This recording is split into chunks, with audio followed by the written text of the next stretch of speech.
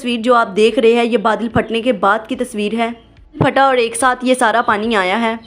बादल फटा और उस वक्त की आप तस्वीर देख रहे हैं। बादल फटा और ये देखिए बहा कर लेकर आया है गांव की तरफ, शहर की तरफ।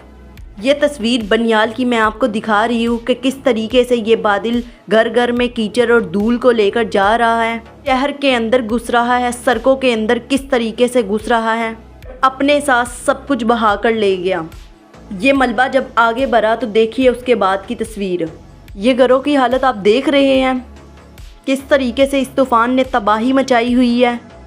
इस खौफनाक तूफ़ान ने हर चीज़ को अपनी लपेट में लिया हुआ है।